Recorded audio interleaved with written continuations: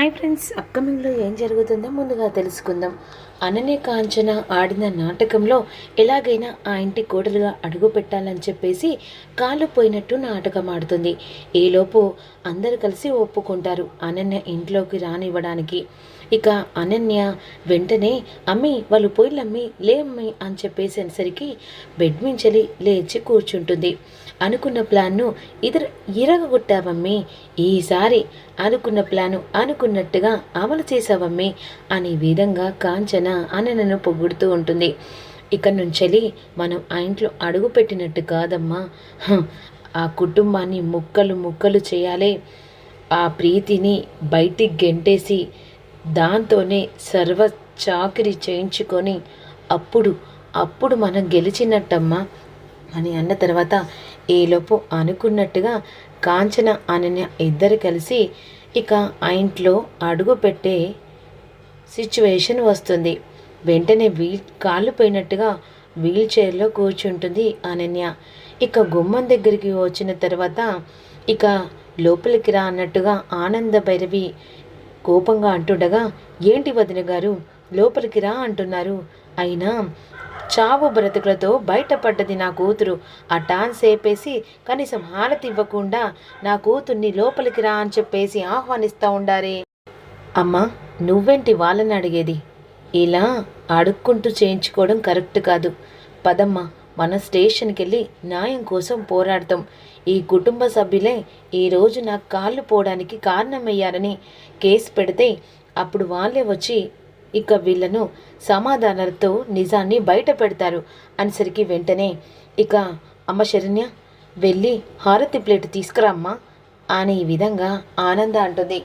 సరే అని చెప్పేసి ఈ విధంగా ఇక శరణ్య లోపలికి వెళ్ళి హారతి ప్లేట్ పట్టుకొని వస్తుంది. హారతి ఇస్తుండగా అప్పుడు వెంటనే కాంచన, ఏంది వదిన గారు, పెద్దవారు ఈ ఇంటికి హారతి ఇచ్చేది మీరే, అట్టాని చెప్పేసి చిన్న కోడలతో హారతి ఇస్తే ఎట్టా ఉంటుంది అనేసరికి వెంటనే ఆనంద భైరవి హారతి ప్లేట్ తీసుకొని హారతి ఇచ్చి తనకు బొట్టు పెడుతుంది. ఈలోపు అందరు కలిసి లోపలికి వెళ్తుండగా ఆనంద భైరవి వెళ్తుండగా వెంటనే అనన్య వీల్ చైర్లో కూర్చొని చిటుక వేస్తూ ఉంటుంది.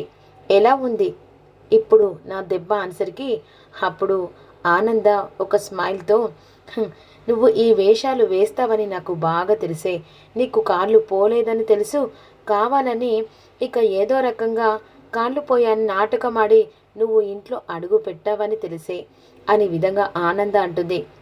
అయినా ఇప్పుడు కాళ్ళు పోయాయని చెప్పేసి నాటకం ఆడుతున్నావు కదా, ఆ కాళ్ళు నిజంగానే పోగొట్టి నిన్ను బయటికి గెంటేసే రోజు దగ్గరలో ఉంది.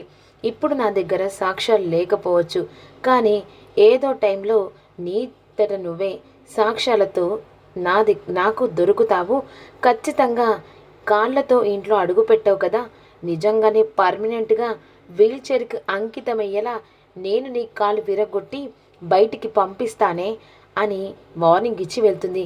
ఏందమ్మీ ఆనంద భైరవి ఇక మనకు తగ్గిందనుకుంటే మళ్ళీ ఎగిసిపడే మాటలు మాట్లాడుతూ ఉండదే అని కాంచన అంటుంది. ఏం చేస్తుందమ్మా, ఆల్రెడీ మనం రియల్ ఇంటితో వచ్చాం కదా అని విధంగా అన్న తర్వాత సరే ఇక మన గదిలోకి పోదాం పమ్మి అని కాంచన వెంటనే వీల్ చైర్లో కూర్చున్న అనన్యను తీసుకెళ్తూ ఉంటుంది. ఈలోపు కాంచన హాల్లోకి వచ్చి, ఏంది మర్యాద ఇదేనా ఏంది, నా కూతురికి కనీసం టైం టు టైం అరేంజ్ చేసి పెట్టాలని తెలియదా ఏంది, ఇదిగో వదిన గారు నేను మర్యాదకు పానమిచ్చేదాన్ని ఒక్కడు చెప్తున్నాను, నా కూతురు కోసం నా కూతురికి కేర్ టేకర్గా ఇదిగో ఈ ప్రీతి ఉండాలి.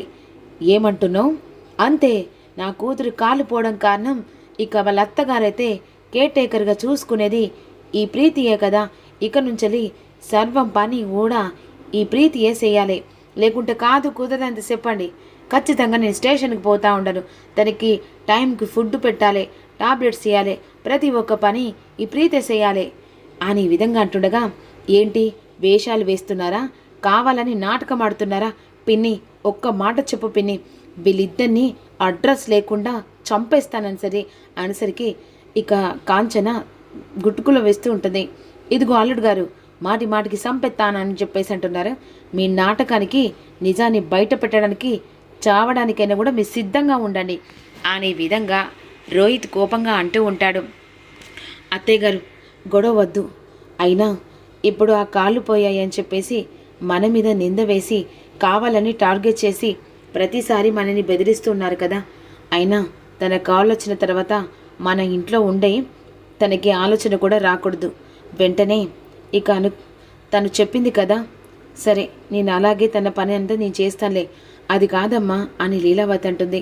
పర్లేదత్తయ్య అని ఈ విధంగా అన్న తర్వాత ఈలోపు వెంటనే ఇక కాంచన వచ్చి, అమ్మి నువ్వు అనుకున్నట్టుగా ఒక్కొక్కటి జరుగుతూ ఉంటే కళ్ళకి చాలా ఆనందంగా ఉంది. ఇన్నేళ్ల నుంచి అనుకున్న ప్లాను ఎప్పుడు బెడసు కొట్టేది ఆనంద భైరవి. కానీ ఈ రోజు మాత్రం చాలా సంతోషంగా ఉందమ్మి. అదిగొమ్మి ఆ ప్రీతి వస్తూ ఉండదు టిఫిన్ పట్టుకొని, ఇక నీ ఆటను మొదలు పెట్టవు అని విధంగా అన్న తర్వాత వెంటనే వీల్ చైర్లో కూర్చుంటుంది కదా.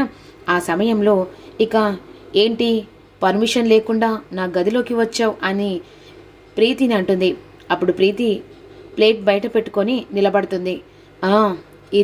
ఇది మెయింటైన్ చెయ్యి, ఇక లోపలికి రా అని చెప్పేసేసరికి ప్రీతి కోపంతో రగిలిపోతూ ఇక ప్లేట్ అక్కడ పెట్టి వెళ్తుండగా, అదేంటి నాకు పని చేయమని చెప్పారు కదా, కాదు కుదరదంటే చెప్పండి, వెంటనే స్టేషన్కి వెళ్తాం అనేసరికి ప్రీతి కోపంతో తనకు అన్నం తినబడుతుంది.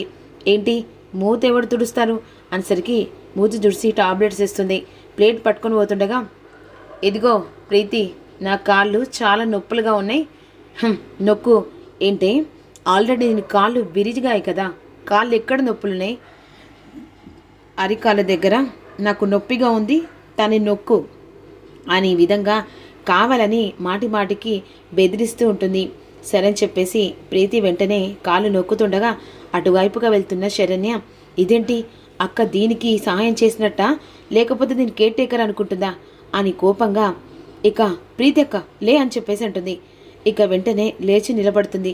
ఏంటి కాళ్ళు పోయని చెప్పేసి మాతో సర్వ చాకరీ చేయించుకోవాలని చెప్పేసి అనుకుంటున్నావా?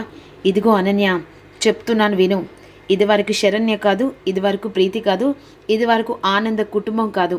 ఎందుకంటే ఇక పరువు కోసం అని చెప్పేసి వెనుక ముందు ఆలోచించే ఈ కుటుంబం ఒక్కొక్కసారి పరువును పక్కన పెట్టి కూడా ప్రాణం తీయడానికి కూడా ఆలోచించదు. వీల్చైర్లో కూర్చున్నట్టుగా సానుభూతితో ఉండు, అంతేకాని ఎగిసి పడ్డట్టుగా నువ్వు మాతో చర్వ సాకిరి చేయించుకుంటే నిజంగానే కాలు విరిచి పొయ్యిలు నిజంగానే పెడతా. అసలు నిన్ను చూస్తూ ఉంటే ఈ నాటకానికి తెర వెనకాల నాటకం ఆడించి కావాలని కాలు పోయినట్టు నాటకం ఆడుతున్నట్టుగా అనిపిస్తుంది. ఇది ఏదో ఒక రోజు నీ బండారం బయటపడదా? మా చేతిలో కాదే ఆనందత్తయ్య, అంటే మా అత్త చేతిలో నీ జుట్టు తన చేతిలో ఉండి తర్వాత నీ కాళ్ళు నీ అవ్వ చేతిలో, అదే నీ పెద్దమ్మ చేతిలో ఉంటాయి రాక్క అని చెప్పేసి వెంటనే ప్రీతి చేయి పట్టుకొని తీసుకొని వెళ్తుంది. అది కాదు శరణ్య, అయినా కావాలని మనని టార్గెట్ చేస్తుంది, మాటికి పోలీస్ స్టేషన్ అంటుంది, అందుకని అయినా అది కావాలని మనతో చాకరీ చేయించుకోవడానికి నాటకం పడుతుంది. దాన్ని ఎలా నిజాన్ని బయట పెట్టాలో దాని గురించి ఆలోచిద్దాంలే అక్క అని చెప్పేసి శరణ్య అంటూ ఉంటుంది.